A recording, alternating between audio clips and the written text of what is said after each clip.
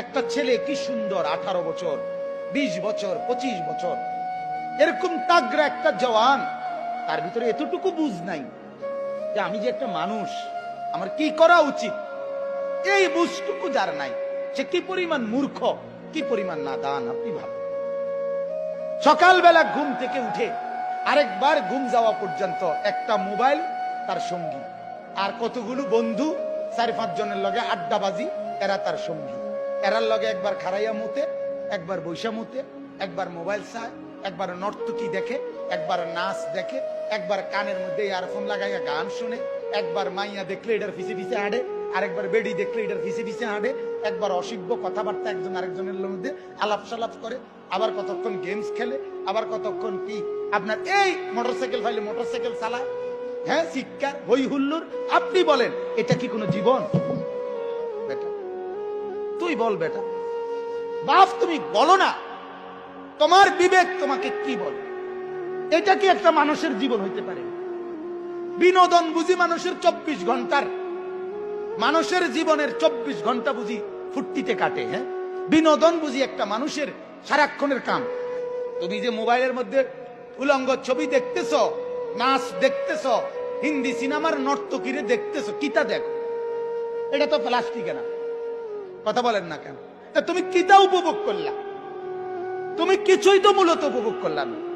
যে মায়ের পিছনে তুমি প্রেম করো, আরে কি উপভোগ করলা তুমি? হুদা পয়সা না খরচ যার তোমার, তোমার কতগুলো টাকা ছাড়া আর কি যাইতে আছে? তোমার শরীরের যৌবনটা নষ্ট হওয়া ছাড়া আর কি হচ্ছে লাভ? আপনি বলেন। কিন্তু কে বুঝাবে? বেকুবের বুদ্ধি কম থাকে। আমি সবসময় বলি, জালেমের বুদ্ধি কম থাকে, নাফরমানের বুদ্ধি কম থাকে। কথা মনে রাখবেন, এটা পাপীর কি থাকে? বুদ্ধি। পাপীর বুদ্ধি কম। আপনি যদি বলেন ওই কাফের বেঈমানরা কত যন্ত্রপাতি বানাচ্ছে, হ্যাঁ, তাদের বুদ্ধি কম না? এগুলো কোনো বুদ্ধির কিছু না।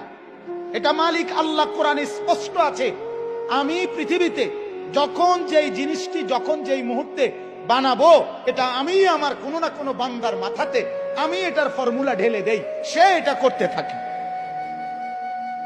কথা বুঝছেন কিনা? আপনি নয়তো যে বেটা ট্রাক বানাইছে তারে আপনি মোবাইলটা বানাইতেন কোন? হেতে আমি পারি না। কাফারস টাকা তুই এত বড় ট্রাক বানাইতে হলে তুইটা বানাইতে পারছিস, এটা তো ছোট। কথা বলেন না কেন? না না, এটা ছোট বড় লইয়া কথা না। আল্লাহ তাআলার ফয়সালা এটা, যাকে দিয়ে আল্লাহ যেই কাজটা করার। ঠিক কিনা বলেন না কেন?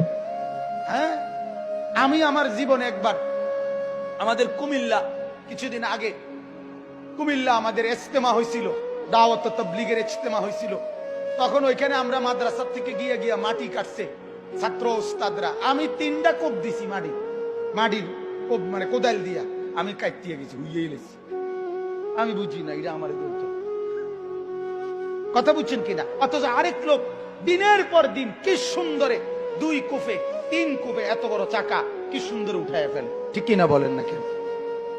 কুল্লুন মুয়াসসারুন লিমা খুলিকা লাহু, এটা হাদিস, আল্লাহর নবী বলছে, যাকে আল্লাহ তাআলা যে কাজের জন্য বানিয়েছেন, যাকে দিয়ে আল্লাহ যে কাজটা নিবেন, তার জন্য আল্লাহই কুদরতি ভাবে সেটা সহজ করে দেন।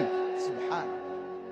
যাদেরকে ভালোবাসি লাথি দেয় তারা, যাদের জন্য কাঁদি তারা উল্টা কাঁদায়, আরো কাঁদায়, আরো কাঁদায়।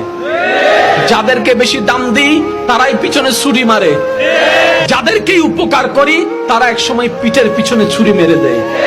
কিন্তু রবের দিকে তাকান, আপনি নামাজ পড়েন নাই, আপনি ঘুম থেকে ওঠার আগে আপনার ঘরে রিজিকের ব্যবস্থা করে দিয়েছেন।